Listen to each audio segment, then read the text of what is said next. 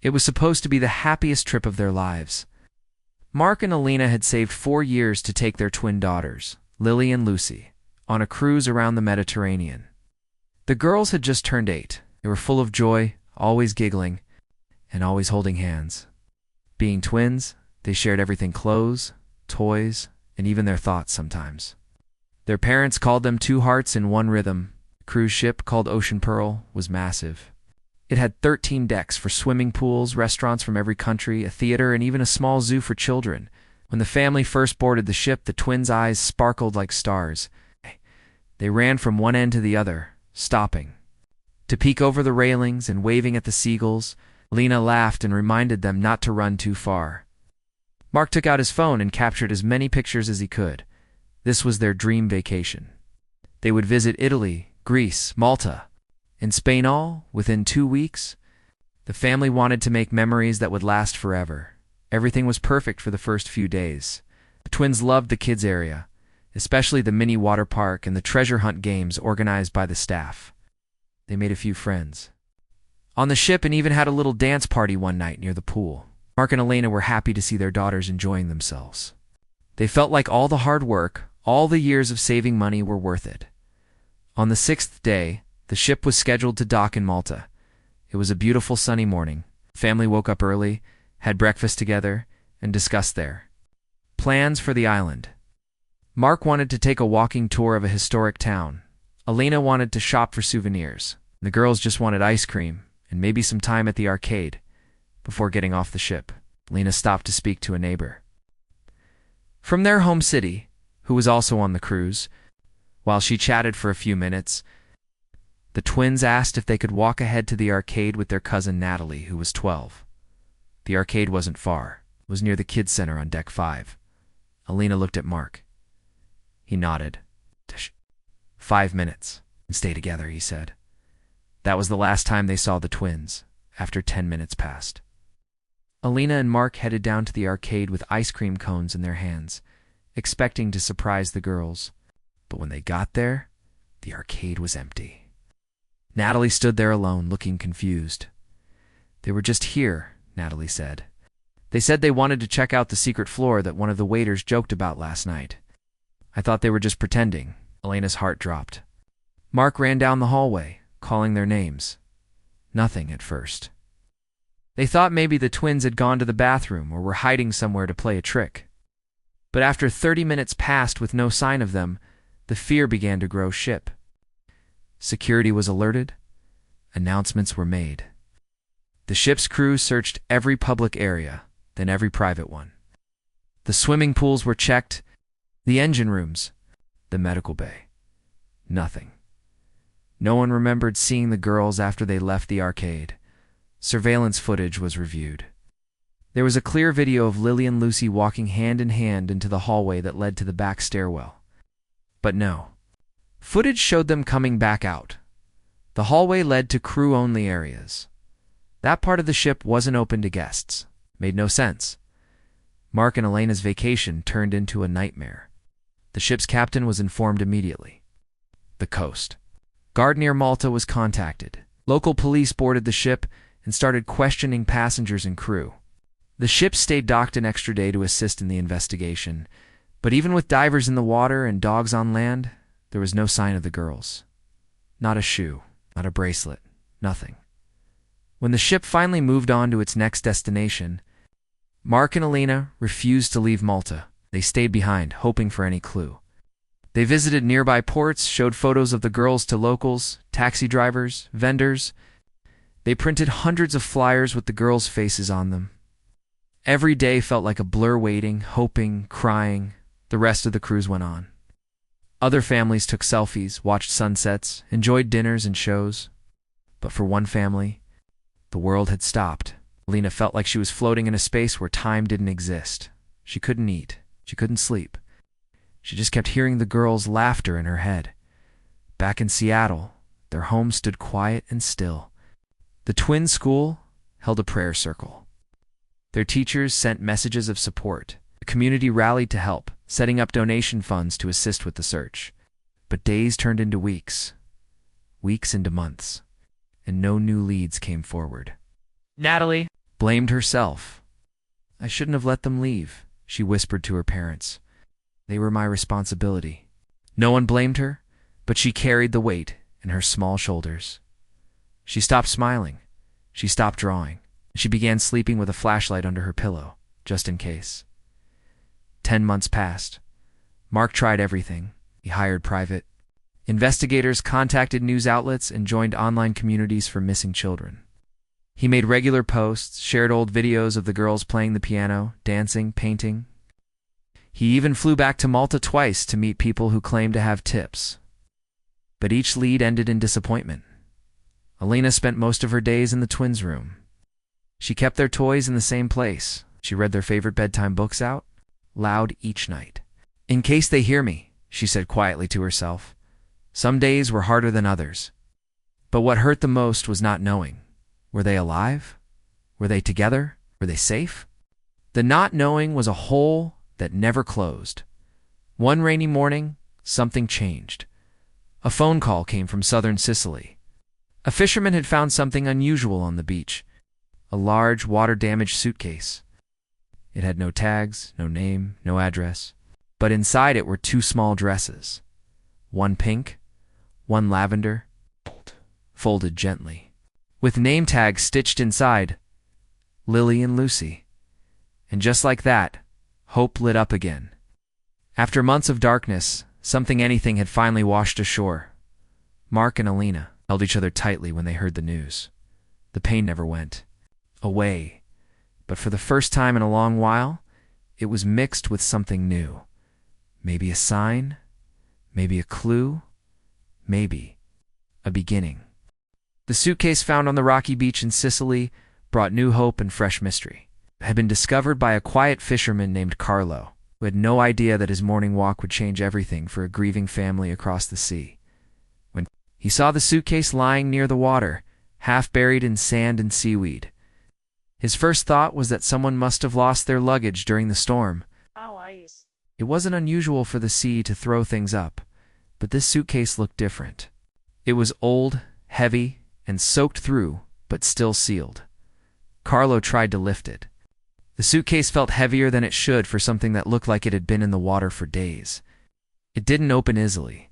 The zippers were rusted, and the lock was jammed with sand. Carlo didn't want to damage it further, so he called the local police station to report it. A few officers arrived within the hour. They took the suitcase back to their station and began carefully opening it. Inside, they found something they didn't expect. Folded gently on top were 2 little dresses. One was light pink with small white flowers. The other was lavender with soft lace around the edges. Both looked carefully kept, like someone had protected them from the sea.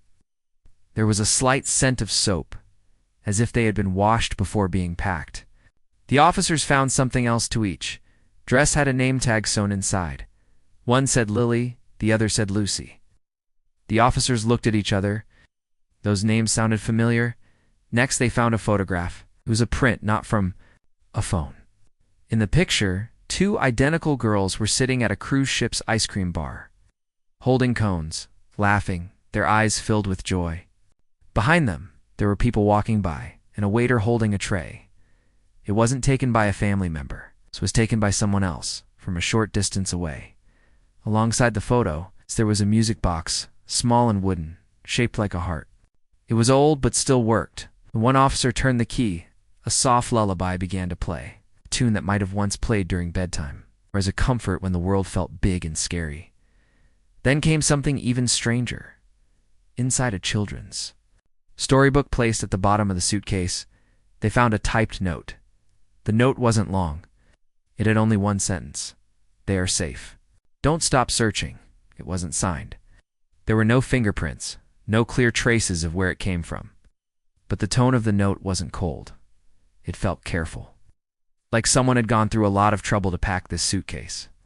Like someone wanted to give hope but not too much. A clue, but not the answer. As soon as the authorities confirmed the names on the dresses matched the names of the twins who had vanished months earlier, the news traveled fast. Police in Sicily contacted international authorities. Soon, Mark and Alina were on a video call with officers. Looking at the dresses, the music box, the photograph, Alina burst into tears when she saw the photo. "That's them," she whispered. "That's Lily's favorite dress. That's Lucy's hair clip." Mark stared at the screen without blinking. He asked. The officers explained everything: where the suitcase was discovered, how it was packed, and what else was inside. The photo, the note, the dresses. But even after this breakthrough, they still didn't know who had packed it. Or how. It had reached the shores of Sicily. Experts were brought in. Forensic scientists studied every detail of the suitcase.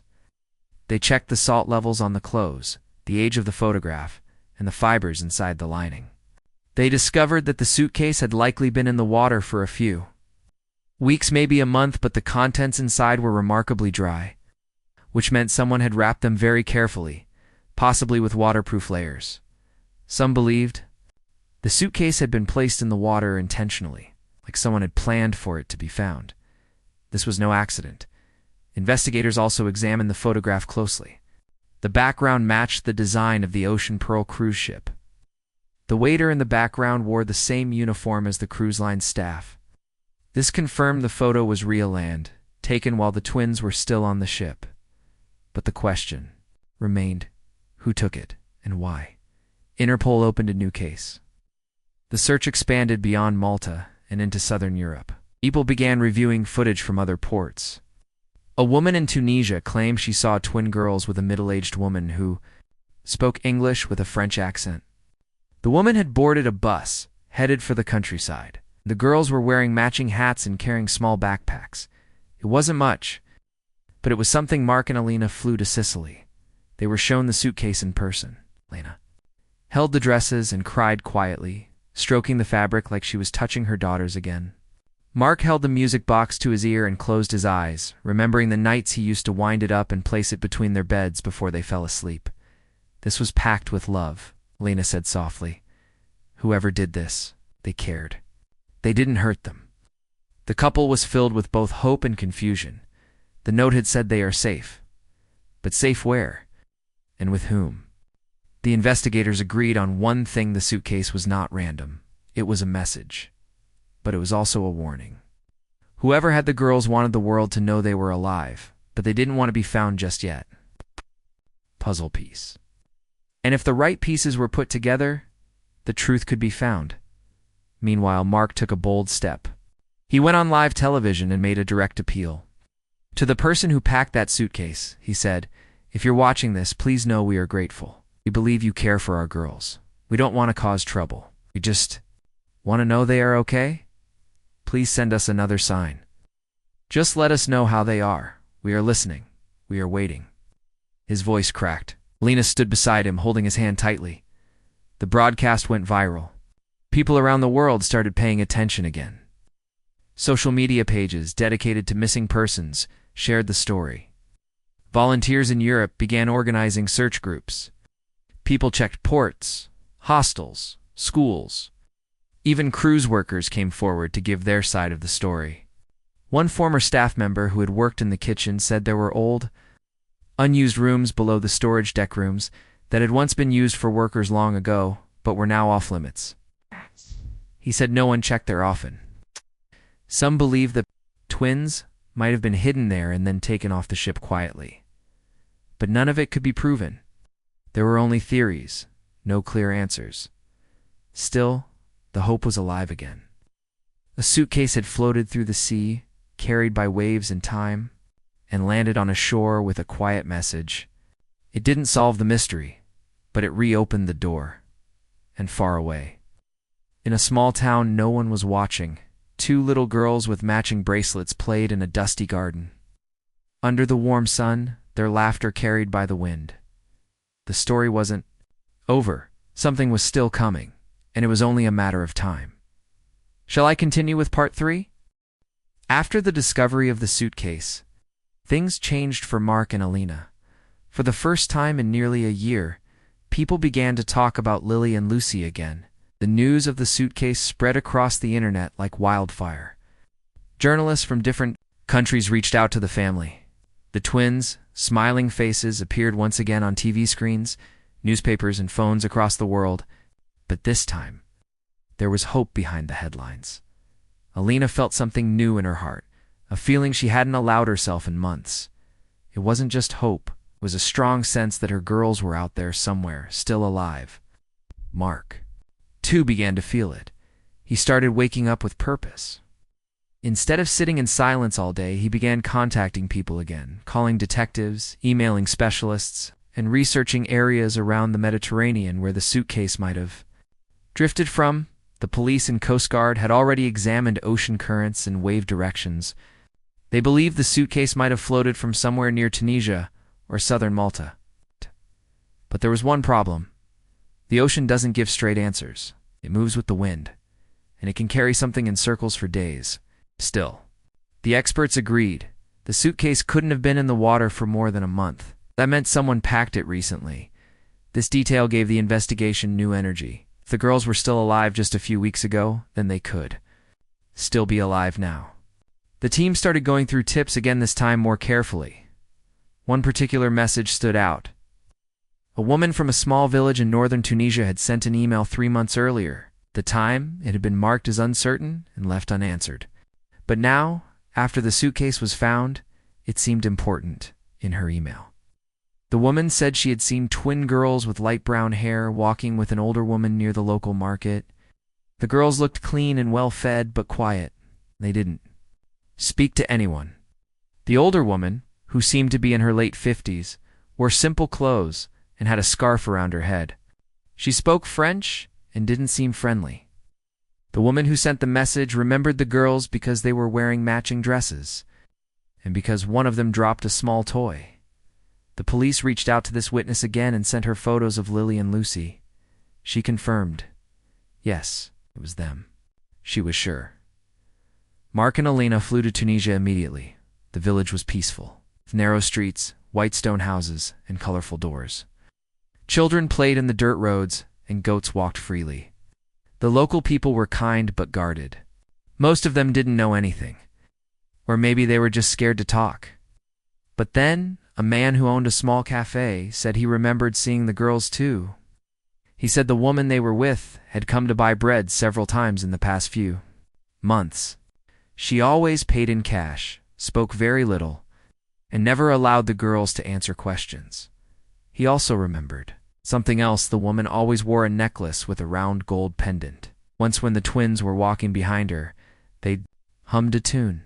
It was soft but clear, a lullaby. Alina gasped when she heard that. It was the same melody the twins' music box played. The same melody she had sung to them every night since they were babies. The family worked with local police to search the nearby areas. Houses, shops, and coastal paths were checked. One of the roads led to an abandoned beach cottage, about 30 minutes outside the village. It was quiet, with overgrown grass and an old boat lying sideways near the gate. At first glance, it looked empty. But something made Mark stop at the fence. He saw faint footprints in the sand, small ones, when the officers unlocked the door. The house smelled of lavender soap. Inside, the furniture was simple: 2 small beds, a table, a few chairs. On the windowsill was a row of smooth sea stones painted with flowers. On one of the beds lay a teddy bear. Lena picked it up and froze. She turned it over and opened the back pocket. Inside was a paper tag with Lucy's name written in her handwriting. "They were here," Lena whispered, her hands shaking. The cottage had been lived in, but whoever had stayed there was gone now. In a drawer, they found a drawing: 2 girls holding hands, standing next to a woman with short hair and a big sun in the corner. Underneath were the words, "Mercy, Mamang Marie." The name Marie stood out. Interpol searched for any woman named Marie who matched the description. Late 50s. French-speaking, possibly traveling alone, with connections to the Mediterranean region. One name came up: Marie Duval, a former cruise ship nurse who had worked on the Ocean Pearl for many years. And left without much notice shortly after the twins vanished, that piece of information sent shockwaves through the team. Marie had access to all parts of the ship. She knew the lower levels, the Cronley areas, the storage rooms. She also had a good reputation: gentle, kind, trustworthy. But when investigators tried to locate her, she had no fixed address, no social media. Only a few bank records showing small purchases in remote areas. It was possible, maybe. It's even likely that she had taken the girls. But why? Theories began to form. Maybe Marie had discovered the girls wandering into a restricted part of the ship and, fearing punishment, decided to hide them. Or maybe she believed she was saving them. Maybe she had her reasons, emotional, personal. Even painful ones no one knew about yet. Whatever the truth, one thing became clear. Marie had been with them, and she had kept them alive. Mark and Alina now believed the suitcase had been sent by her. A message to let them know the girls were okay, without giving away too much. They didn't know if Marie meant to return the girls one day, or if she was still hiding. But one thing was sure: she cared for them. She dressed them, fed them, and protected them. Still, Mark and Alina didn't want to just be thankful. They wanted their daughters home. Every day away from them was another day lost. A few weeks later, another lead came in, this time from Morocco. A traveler from Canada had seen a woman with two identical girls buying groceries in a quiet mountain town. The girls spoke English. The woman didn't let them talk much. She had a gold pendant. She said her name was Marie. Authorities began preparing. The search had a new direction. The parents had a new hope. And somewhere, far from crowds and cameras, two girls whispered in the night. Looking at the stars through the window, they missed home. And the world was finally closing in, one clue at a time. The moment the new tip came from Morocco, Mark and Alina packed their bags. They had learned not to jump too quickly for every rumor, but something about this one felt different. The Canadian tourist had taken a photo not of the woman directly, but of the shop she had visited. In the corner of the photo, two girls could be seen through the glass. They were sitting on a bench, holding a paper bag between them. Both wore matching headbands, and one of them had a familiar dimple on her left cheek. Alina cried when she saw the photo. "That's Lucy," she whispered. "That's our girl." Interpol officials worked with Moroccan police to begin a quiet search. The town was small, tucked into the hills, surrounded by olive trees and narrow roads. It was a peaceful place where people knew each other by name. Outsiders rarely came. The locals were kind but cautious when officers started asking questions. Not everyone trusted police, and fewer trusted reporters, who started arriving soon. After Mark and Alina were advised to stay at a small guest house outside the town. It wasn't safe for them to walk around and ask questions themselves. The police feared that if the woman Marie was still there, she might panic and leave again. So, the search had to be silent and careful. Meanwhile, Mark stared at the photo. Over and over again, he zoomed in until the faces became blurry. Lena played the same lullaby from the music box each night. She believed it connected her to her daughters. "They remember this tune," she told Mark. "I know it." The police began searching the town's rental records, guest logs, and local shops. A pattern began to appear. Over the past 2 months, a woman using the name Madame Marie had been buying small amounts of groceries, always from the same store. She came alone most of the time, but was sometimes seen with two girls who looked like twins. The shopkeeper remembered them because they always whispered to each other in English. She was polite. The shopkeeper told officers, "Never asked for anything special. It's just bread, milk, and sometimes children's vitamins." Another neighbor said they had seen the girls drawing pictures in the dirt with sticks. "They didn't talk much," he said, "but one of them smiled at me. She had the softest eyes I've ever seen." Officers slowly closed in on a small house at the edge of the village. It was a white cottage with a green door and flower pots. On the steps, the windows were always closed and the curtains were drawn. Marie had rented the place under the name Marie Leclerc. She paid in cash. The landlord had no idea she was connected to any missing persons. Police prepared a quiet operation. They didn't want chaos. They didn't want fear. They wanted to protect the girls if they were really inside. Alina and Mark were told to wait. Every hour felt like a week. Alina sat with her hands pressed together, whispering prayers. Mark stood by the window, checking his watch every few minutes. Then finally the call came. "We found them," That was all the officer said before the line went silent. An hour later, a black car arrived at the guest house. Alina ran out the door before it stopped moving. The car door opened slowly. There they were. Lily and Lucy stood together, holding hands. They were a little taller now. Their hair was longer, tied neatly with pink ribbons. Their eyes searched nervously until they saw their mother's face. Then they both ran fast, without a word, into Elena's arms. Tears fell freely. Elena dropped to her knees, holding both of them, kissing their cheeks, their heads, their hands. Mark joined a moment later, pulling all three into one long, shaking hug. He didn't say anything. Couldn't. His voice was stuck in his throat. The girls cried too, but it wasn't fear. It was relief. After all this time, they were home again. Not physically home, but back where they belonged, with the people who had never stopped looking for them. Later, when things calmed down, the truth began to come out slowly and small. Pieces. Lily and Lucy were safe.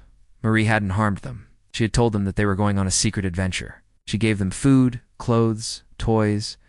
She taught them how to read in French and how to stay quiet when they were in public.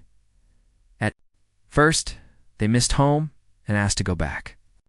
But Marie told them that their parents were on a long trip and they would meet them later. As time passed, the girls stopped asking. Not because they forgot, but because they learned to wait and trust. Marie had told them stories. She let them draw, sing songs, and play with puzzles. But she never let them speak to strangers. She had rules, strict ones. But she was never mean, just quiet. Sad sometimes, like she was holding a secret of her own. When police entered the house, Marie did not resist.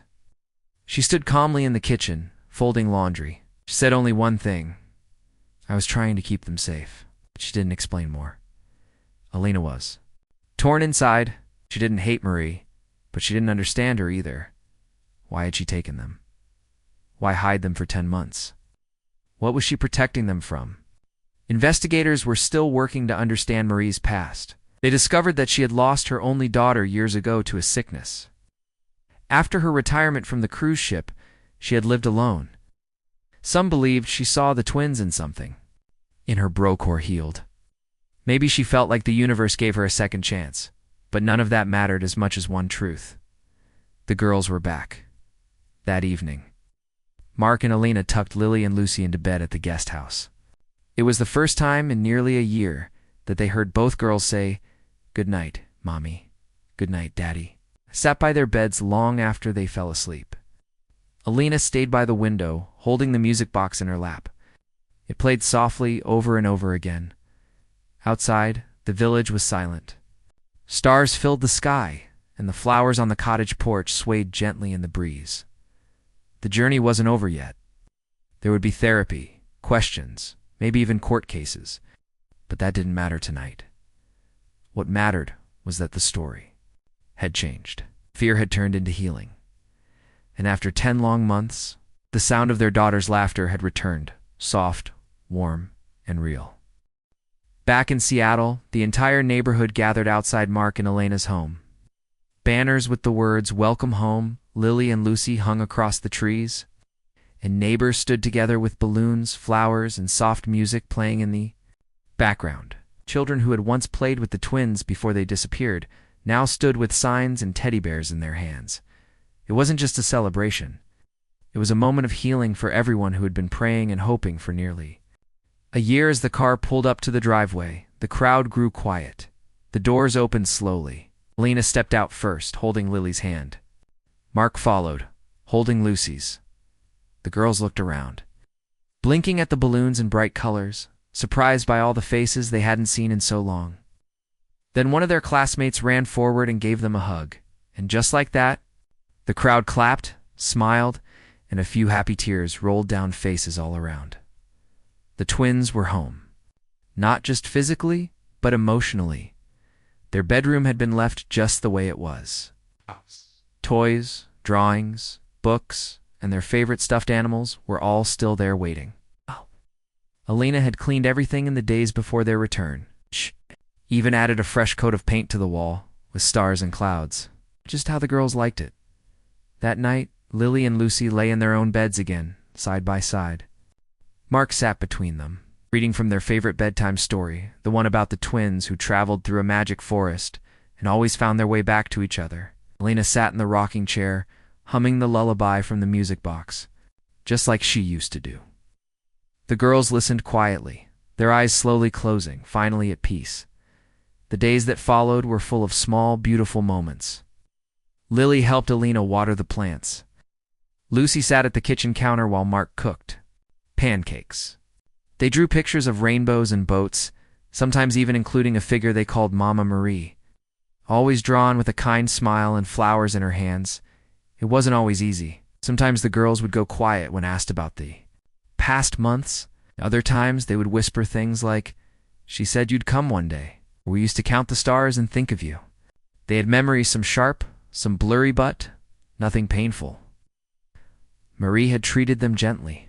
She hadn't been a monster, just someone lost in her own world of sadness. Mark and Alina decided not to pressure them. Instead, they brought in a child psychologist who visited them at home. Her name was Dr. May, and she spoke in soft tones, asking gentle questions through games and drawings. The girls liked her. They talked to her about the flowers they planted with Marie, the bread they baked together, and how Marie used to read to them at night. Dr. May told Mark and Alina that the girls were emotionally strong, and with time, they would feel whole again. Meanwhile, the story made headlines around the world.